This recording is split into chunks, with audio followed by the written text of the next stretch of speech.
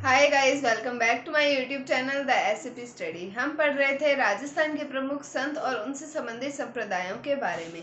उसी सीरीज को आगे बढ़ाते हैं और पढ़ते हैं निम्बार्क संप्रदाय के बारे में। चलिए शुरू करते हैं।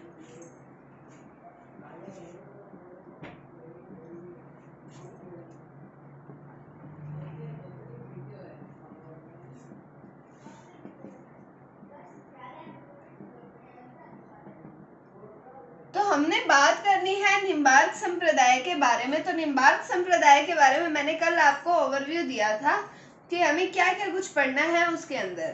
तो आज हम उसी को पढ़ते हैं। छोटा सा संप्रदाय आता है, हो सकता है आज की वीडियो थोड़ी छोटी हो, लेकिन ये संप्रदाय एक अच्छा इम्पोर्टेंट संप्रदाय आता है क्योंकि छोटा संप्रदाय है। इससे कई अच्छे अच्छे क्वेश्चंस उठ सकते हैं। तो स्पेशली इनके नाम से कई क्वेश्चंस उठते हैं कि इनके कौन कौन से नाम है, क्योंकि कई से 4-5 से नाम आएंगे इस संप्रदाय के, तो उनके बारे में भी हम पढ़ेंगे। तो शुरू करते हैं निम्बार्क संप्रदाय के बारे में।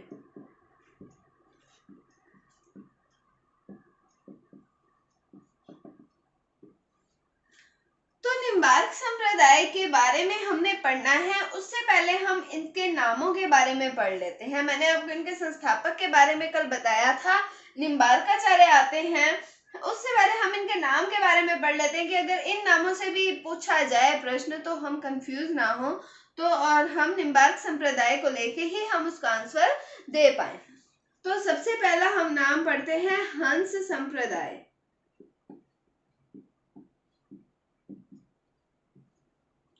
दूसरा नाम आता है नारद संप्रदाय।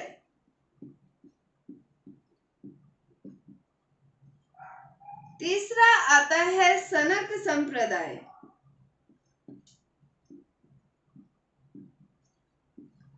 और चौथा नाम आता है परशुराम संप्रदाय।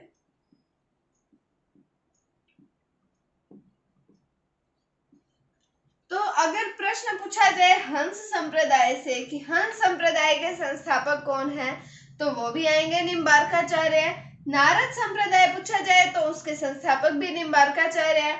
सनक संप्रदाय के संस्थापक भी निम्बार्काचार्य और परशुराम संप्रदाय के संस्थापक भी निम्बार्काचार्य। क्योंकि कई बार कंफ्यूज करने के लिए प्रश्न पूछा जाता है कि निम्बार्क संप्रदाय से हम इनके संस्थापक का पता आराम से लगा सकते हैं कि निम्बार्क संप्रदाय है तो संस्थापक कौन होंगे, निम्बार्काचार्य। लेकिन हंस संप्रदाय आ जाए, नारद संप्रदाय, सनक संप्रदाय, परशुराम संप्रदाय आ जाए तो इसमें हम कंफ्यूज हो सकते हैं, इसलिए ये नाम भी इंपॉर्टेंट आते हैं। इनकी जानकारी भी होनी चाहिए कि हाँ कौन से संप्रदाय को, ये नहीं कि सिर्फ निम्बार्क संप्रदाय के अंदर ही ऐसा करना है। बाकी जो मैंने आपको संप्रदाय पढ़ाए हैं उसके अंदर भी मैंने जो आपको उनके अलग अलग अन्य नाम आते हैं उनके बारे में बताया है, तो वो भी आपको पता होना चाहिए क्योंकि उनसे भी प्रश्न उठते हैं। तो इस निम्बार्क संप्रदाय के क्या क्या नाम है? हंस संप्रदाय, नारद संप्रदाय, सनक संप्रदाय और परशुराम संप्रदाय।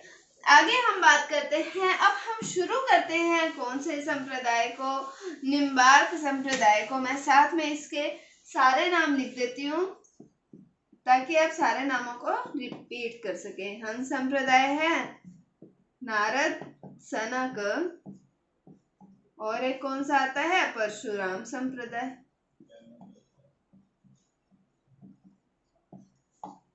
तो अब हम बात करें कि निम्बार्क संप्रदाय के संस्थापक कौन से हैं। इतनी बार बोला मैंने, क्या नाम आता है, निम्बार्काचार्य। तो निम्बार्क संप्रदाय के संस्थापक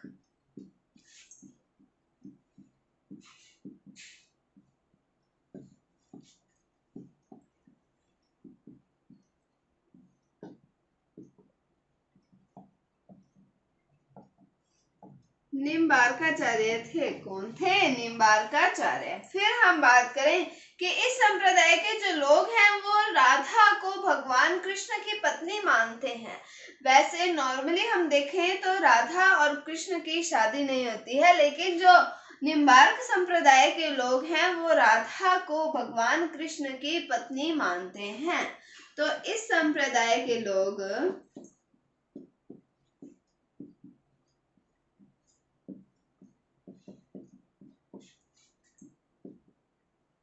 राधा को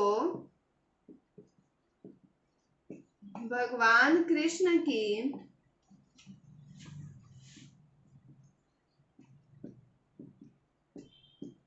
पत्नी मानते हैं। तो निम्बार्क संप्रदाय के संस्थापक की बात की, क्या नाम आता है? निम्बार्काचार्य आता है। फिर हमने देखा कि संप्रदाय के लोग जो हैं वो राधा को भगवान कृष्ण की पत्नी मानते हैं। आगे बात करें हम निम्बार्क संप्रदाय के बारे में।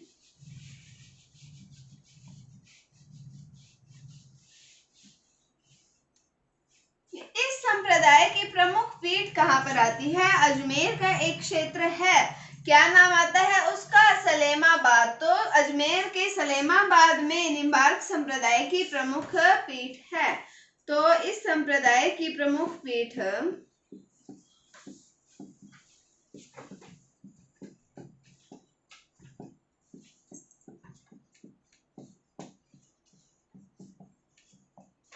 सलेमाबाद अजमेर में है।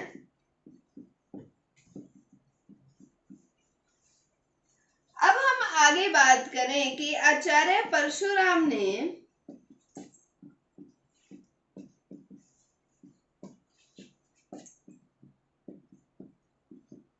सलेमाबाद अजमेर में इस संप्रदाय की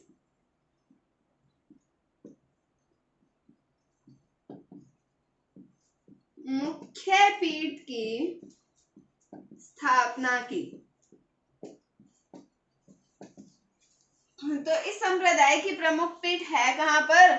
सलेमाबाद अजमेर के अंदर है। और इसकी स्थापना किसके द्वारा की गई? आचार्य परशुराम के द्वारा की गई। तो इससे हम अंडरस्टैंड कर सकते हैं कि इसे परशुराम संप्रदाय क्यों कहा जाता है, क्योंकि इनकी जो मुख्य पीठ है उसकी स्थापना किसके द्वारा की गई? सलेमाबाद अजमेर में आचार्य परशुराम के द्वारा की गई थी। अब हम बात करें, ये तो राजस्थान के अंदर होगी इसकी स्थापना किसके? निम्बार्क संप्रदाय की मुख्य पीठ की।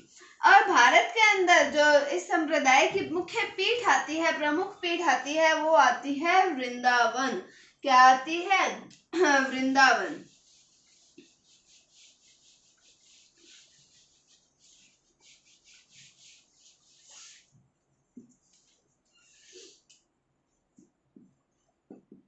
भारत में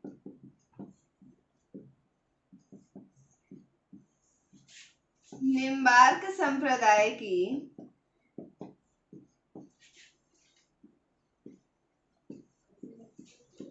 प्रमुख पीठ कहाँ पर आती है? वृंदावन में आती है। तो ये है निम्बार्क संप्रदाय के बारे में। तो क्या पढ़ा हमने निम्बार्क संप्रदाय के बारे में? सबसे पहले हमने इसके संस्थापक की बात की और उससे पहले हमने इसके अन्य नाम जो आते हैं उसके बारे में पढ़ा। क्या क्या नाम आते हैं? हंस संप्रदाय, नारद संप्रदाय, सनक संप्रदाय और परशुराम संप्रदाय। हमने नाम पढ़े, फिर हमने देखा कि संस्थापक कौन आते हैं? निम्बार्काचार्य आते हैं। हमने ये भी देखा कि इस संप्रदाय की प्रमुख पीठ राजस्थान के अंदर कौन सी है? सलेमाबाद अजमेर के अंदर आती है। हमने देखा कि स्थापना किसने की थी? तो आचार्य परशुराम ने की थी। और हमने देखा साथ में कि भारत में निम्बार्क संप्रदाय की प्रमुख पीठ कौन सी आती है? तो वह आती है वृंदावन के अंदर। तो ये था निम्बार्क संप्रदाय के बारे में। छोटा सा ही संप्रदाय आता है। इसके बाद हम पढ़ेंगे संत पीपा जी के बारे में। उसके अंदर भी हम क्या पढ़ेंगे? उनके जन्म के बारे में पढ़ेंगे, पिता के बारे में, उनके वास्तविक नाम, उनकी पूजा के बारे में पढ़ेंगे, उनकी रानियां, गुरु, उनकी छतरी कहाँ पर बनी हुई है। तो उन सब चीज़ों के बारे में हम कल पढ़ेंगे। तो कल हम शुरू करेंगे संत पीपा जी के बारे में। उम्मीद है आपको आज समझ आया होगा। अगर आपको इसमें कोई डाउट है तो आप कमेंट सेक्शन में पूछ सकते हैं। अगर आपको वीडियो थोड़ी सी भी अच्छी लगी है तो इसे लाइक कीजिए, शेयर कीजिए, चैनल पर नए हैं तो इसे सब्सक्राइब जरूर कीजिए। Thank you, thanks for watching, bye bye.